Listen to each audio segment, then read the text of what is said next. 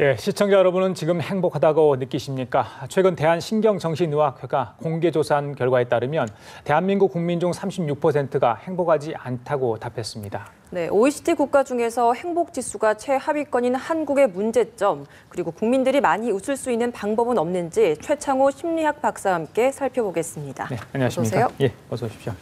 자, 박사님. 이 조사 결과 보니까 여러 가지 충격적인 내용이 많아요. 일단은 대한민국 성인의 3분의 1, 36%라고 제가 말씀을 드렸는데 행복하지 않다 이렇게 답을 했어요. 자, 여러 가지 방금 전에 세월호 리포트도 잠깐 저희들이 보여주셨는데 어디 있다고 보세요, 그 원인이? 일단은 뭐 3분의 1이 굉장히 많아 보이기도 하지만 네. 저는 오히려 좀 더 낮게 나온 것 같은 느낌이. 그러세요? 왜냐하면 또 사람이 살아간다는 것, 인생이라는 것 자체가 희노애락이 있는 거고, 그렇죠. 또 행복을 어떻게 정의해서 측정하느냐에 따라서 값이 좀 달라질 수가 있는데 예. 우리나라는 이렇게 측정하나 저렇게 측정해나 전 세계적으로 좀 행복감이나 행복 지수가 낮게 나오는 건 사실이에요.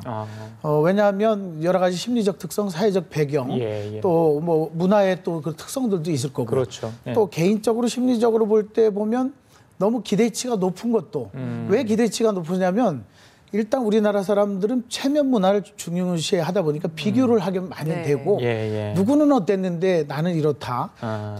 또 돈이 어느 정도 그럼 벌렸으면 또 높은 기대치를 갖게 되는. 그렇죠.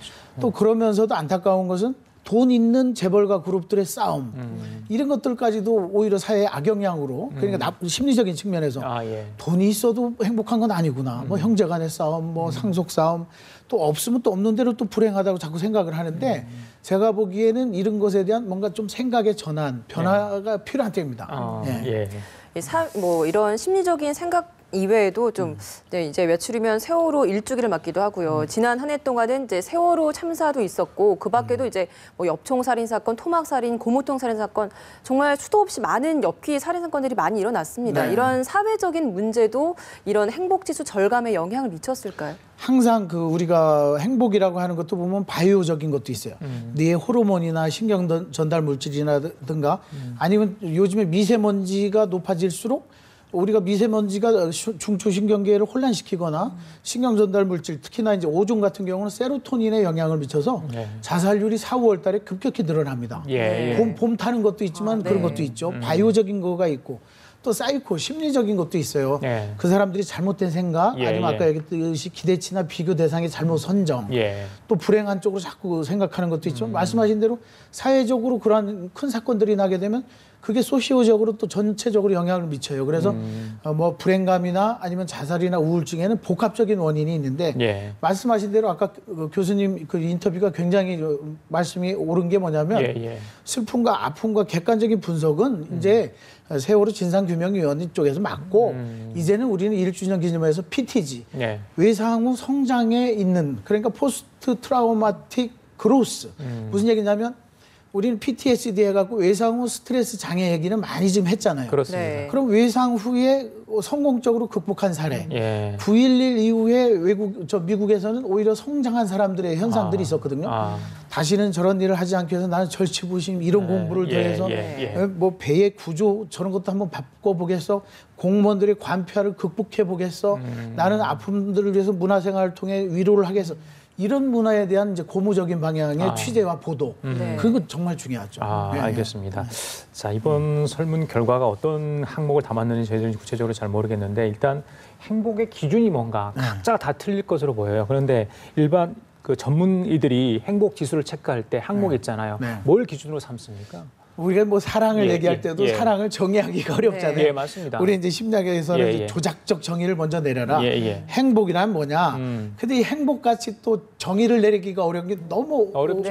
정말 상대적인 거거든요. 그래서 이제 그 행복감 지수 조사와 행복 지수는 좀 다르요. 행복감 조사는 뭐 최근에 뭐 즐거운 일이 있었는가, 그리고 뭐 새로운 것에 도전해 본 적이 있는가, 또 지금 삶에 만족하는가, 이제 이런 이제 행복감에 대한 느낌에 대한 정서에 대한 게 있고, 또 행복 지수는 어떤 그 경제적인 수준 내지는 또 뭐 외연적인 어떤 사회 경제적 지위 또는 심리적 만족 이런 걸 이제 섞어서 하는데 그 결과 초반에 말씀드렸듯이 이렇게 하든 저렇게 하든 이렇게 하든 한국 사람들의 행복 지수는 낮게 나와요. 그것은 뭐냐면 불만 있는 사람들이 굉장히 많다는 거죠. 거꾸로. 불행하다고 생각하는 사람들이 많고 그것을 위로받고 싶어하는 사람들도 많다는 거죠. 근데 알고 보면 잘 살고 행복한 사람들이 많은데 예. 네. 내가 보니까 최창호보다는 좀 못 사는 것 같고 최창호보다는 잘생겼음에도 불구하고 예. 최창호보다 말을 못한다는 거에서 네. 콤플렉스를 갖고 그러니까 자기의 어떤 소질이나 달란트나 능력에서 좋은 쪽을 많이 봐야 되는데 예. 안 부족한 좋은 쪽을 쪽을 많이 너무 많이 보거든요. 봐요. 그러니까 우리 심리학의 요즘에 화두는 뭐냐면 셀리그만이라고 하는 심리학자가 강아지 실험을 했어요. 전기 쇼크를 주면서 못 도망가게 하는 거예요. 네. 그래놓고서 다른 데 셔틀박스로다 옮겨놓고서 도망가나 봤더니 전기 쇼크를 줘도 8마리 중에 6마리가 깨갱하고 있는 거예요. 그래서 심리학이 한동안 조작하는 행동주의 심리학이 유행했는데 예. 그 셀리그만이 나이 들어서 30년 후에 그럼 2마리는 왜 도망갔을까? 이거에 관심을 갖고 긍정의 심리학에 대한 심리학이 지금 보편화되고 네. 있고 예. 그 이후에 힐링에 대한 얘기들이 막 웰빙에 대한 얘기가 나오거든요. 뭐냐면 자기가 다 불행하고 부족하더라도 긍정적인 면을 보도록 노력하라. 예. 그리고 가정생활에서도 들어가서 집에 가서 첫 번째 말하는 것을 예. 긍정적으로 시작하라. 아. 와 집에 오니까 너무 행복하다.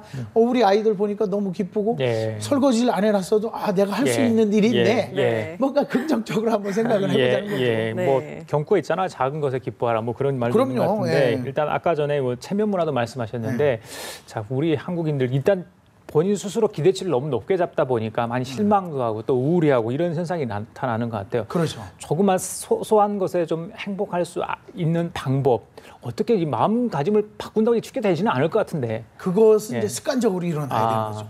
우리가 이제 뭐 생각을 하루아침에 딱 바꾸는 예, 경우는 예, 큰 예. 충격이라든가 누군가를 상실했을 때라든가 아니면 자기가 무슨 실직을 했다든가 그런 것에서는 순간적으로 바뀔 수 있지만 일상생활 속에서 작은 것부터 실천. 예. 예를 들어 저 같은 경우도 그렇죠. 와 우리 이 YA 제가 출연한 것만 해도 얼마나 감사해요. 그리고 어떤 경우에는 제가 그런 불만을 터뜨린 적이 있어요. 네. 아유 방송 많이 출연하니까 그것도 힘들다 그랬더니 옆에서 선배가 하는 얘기. 배 부른 소리하고 자빠졌네. 이런 얘기를 하는 거예요.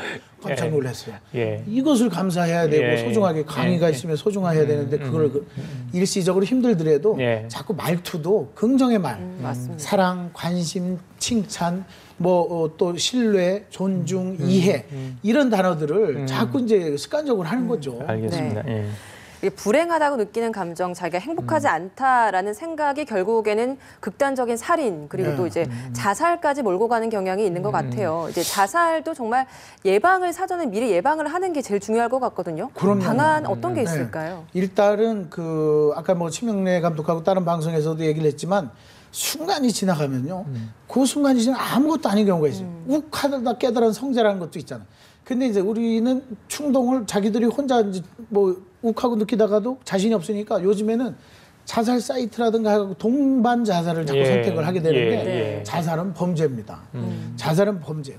그리고 특히나 산후우울증이나 그 여성들이 아이들과 함께하는 것은 살해 후 자살이에요. 이것은 자살이 아니죠. 자살은 이기적 자살이 있고 뒤르갱의 자살론에 보면 이기적인 자기 중심적인 자살을 해서도 안 돼요. 그래서 뭐 타인을 위한 이타적 자살, 애국지사의 열사 같은 그런 것은 뭐 이해할 수 있으나 우리가 이제 아노미적 자살, 뭐 삶에 대한 기준도 없고 왜 죽어야 되는지 의미도 없고 괜히 우울하다. 우리나라 성인들 같은 경우 조사를 해보면 예.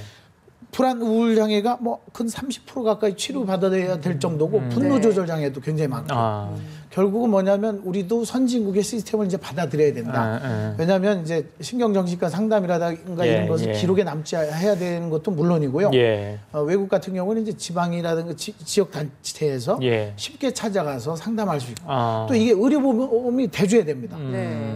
왜냐하면 의료보험이 안 되다 보니까 심리검사하고 상담하다 보면 회당 비용이 예를 들어 7만 원, 30만 원씩 되는데 그걸 감당을 못 하잖아요. 예. 그런 것도 이제 시스템적으로 필요할 때고 중요한 것은 우리가 이제 상담가들을 많이 보급해서 예. 우리가 변호사들이 굉장히 많이 양산된다고 그렇죠. 불만을 갖는 사람도 예. 많지만 예. 소비자들은 아니면 예. 법이 필요한 사람들은 감사하지요. 그렇게 볼 수 있듯이 심리 상담가들을 또 힐링 상담가를 많이 양성해야 되고 그 정신과 진료에 네. 대한 어떤 상담에 대해서 주변의 시선, 그러니까 네. 약간의 오해를 할 수도 있잖아요. 그런 것 때문에 쉽게 이게 접근하지 못하는 그런 부분도 있는 것 같아요. 우리도 이제 커밍 아웃 해야 되는 예. 시점이 인식을 좀 많아요. 바꿔야 예, 되는 예. 시기가 아주 왔죠. 유명 연예인들 중에 사실은 아프고 힘들면서 그거 극복하고 성공한 사람들이 되게 많고 또 누구라면 할 수 있으면 제가 한 30명도 될 수가 있는데 네. 그런 분들이 뭐 팀쿡이 엘프의 팀쿡이 동성애자를 커밍아웃 하듯 나도 아팠지만 이렇게 견뎌냈다 하는 그 모범 사례들이 좀 많이 나와줘야 되고 사회적 분위기가 뭐 배가 아프면 내과 가고 부러지면 외과 가듯이 이게 우울증도요 마음의 감기가 아니에요. 마음의 감기가 아니라 뇌의 이상이에요. 약을 먹어야 되는 거예요. 네. 그런 거에 대해서 우리가 이제 우리 심리학자나 신경정신과 예, 의사들이 예. 많이 보급을 그런 인식 전환을 해야 되고요. 그러네. 또 주변에서도 그런 사람들을 색안경을 끼거나 군대를 다 빼는 게 중요한 게 아니라 네. 보직을 그에 맞는 보직을 맡겨주는 그런 것들이 필요하지 군대를 안 보내면 누가 군대 갑니까? 우리가 또 군대 갑니까? 그러니까 이제 그런 것들에 대한 전문가들의 참여, 네. 연구가 필요하죠. 그러겠네요. 네. 박사님 그리고요 이번 그 조사에서 행복하지 않다고 답한 사람들에게 상담받고 싶은 문제를 물어봤더니 우울증이 44%로 가장 높았다고 네, 합니다. 근데 연령별로 우울한 이유가 다 틀려요 보니까 다른데 50대는 인지장애가 가장 높았어요. 인지장애 좀 낯선 용어거든요. 인지장애 뭡니까? 일단은 감정 장애보다는 예. 인지장애라고 하는 것은 어떤 판단력이라든가 예, 예. 현실감이라든가 아. 계산 능력이라든가 또 이제 또 연세가 들어갈수록 사람들에 대한 평가를 잘 못해요. 어떻게 되냐면 그러니까 이제 노인들로 갈수록 뭐 떴다방이라든가 노인 사기에 많이 당하는 게 뭐냐면 상대방이 웃으면서 다가오면 이게 사기를 치러 오는 건지 아니면 나를 뺏어 먹으려고 오는 건지에 대한 판단력이 뇌의 뇌선엽이라고 하는 부위에서 예. 그걸 구분을 못해요. 그런 능력이 떨어지는 거죠. 아. 네. 그러니까 나이가 들어서 그냥 사람이 그렇고 고독해서만 그런 게 아니라 뇌의 기능이 떨어진다는 거죠. 네. 그걸 가족들이 판단을 하고 인지를 해줘서 이제 그래서 쉬운 넘어서 어떤 사업에 치킨집 투자든 다른 사업을 하실 땐 반드시 전문가들의 이 2군데 이상의 조언을 예. 받고 가족들의 의견까지도 구해야 돼요. 왜냐하면 내가 경험한 바에 따라 할 경우는 10중 8구 무너지게 돼 있고 실패하게 돼 있다는 거죠. 아 그래요. 인지장애는 이제 그런 이제 어떤 거군요. 판단력에 예, 대한 예. 장애라고 할 수 있죠. 알겠습니다. 네. 예. 연령별로 이제 우울증도 굉장히 다양한 증상이 있는데 이 우울증을 치료할 수 있는 방법도 좀 다양할 것 같아요. 뭐 운동, 뭐 네. 취미생활 이런 것들이 있는데 그 외에도 좀 저희가 알지 못했던 부분이 있다면 어떤 게 있을까요? 일단은 뭐 하루에 30분 이상 우리 다른 방송에 생로병사의 비밀에서 보면 둘둘둘 법칙이 있어요. 하루에 2리터 이상 물을 많이 드세요. 예. 8컵으로 큰 잔으로 많이 드세요. 또 둘은 뭐냐면 하루에 2번 이상 집안 공기를 환기시키세요. 네. 또 마지막 둘은 20분인데 하루에 20분 이상 햇볕을 쬐이세요. 야. 이게 이제 햇볕을 쬐이게 되면은 카테콜라민이라고 하는 우리가 우울증에 관련된 그 물질이 또 도파민 그런 지수가 많이 변하고요. 예. 또 테스토스테론이라고 하는 성호르몬이 또 증가하고 그렇죠. 그러면서 사람을 좀 역동적으로 만들기 때문에 방 안에만 있는 것은 정말 위험하고요. 예. 또 하나 중요한 것은 예. 음식입니다. 음식. 네. 아유 겨울에는 묵은지 맛있다고 매번 묵은지 끓여 먹고 찢어 먹고 뭐 이것이 왜 그러냐면 제철에 나는 음식을 제때 제대로 먹어야 되는 게 건강의 기본인데 그렇죠. 우리는 막 하우스까지는 봐줄 수 있는데 지난 겨울에 그런 음식들 그리고 우울증에 좋은 음식들이라고 하는 것은 일부러라도 좀 찾아 먹는 음식이 다는 아니지만 보조적으로는 예. 중요하다는 겁니다. 그래요. 예. 알겠습니다. 자, 봄인데요. 봄 타는 분들이 주변에 좀 있는 것 같아요. 이것도 뭐 여러 가지 증상으로 나타난다고 뭐 심리학자들이 흔히 이야기하는데 네. 봄 타는 증상 어떤 게 나타나고요. 또 이걸 극복하려면 어떤 노력들이 좀 필요합니까? 뭐 이제 상충객에 예, 이제 예. 봄에 나들이 가는 분들도 많은 반면에 예. 그런 분들은 괜찮아요. 근데 뭐 저기 가도 사람에 치이고 저기 가도 힘들기만 한데 집안에서 그냥 텔레비전이나 보지. 그러면 이제 아까 얘기했듯이 햇볕도 못 찌게 되죠. 음식도 식욕도 떨어지죠. 식욕 떨어지면 힘 없으니까 부부관계 성욕도 떨어지게 되죠. 그런 기보다는 가벼운 운동을 운동이라기보다는 산책을 하는 습관을 이제 기를 필요가 있고요. 예, 예. 또 특히나 이제 봄은 여자만 탄다고 했는데 남녀가 다 탑니다.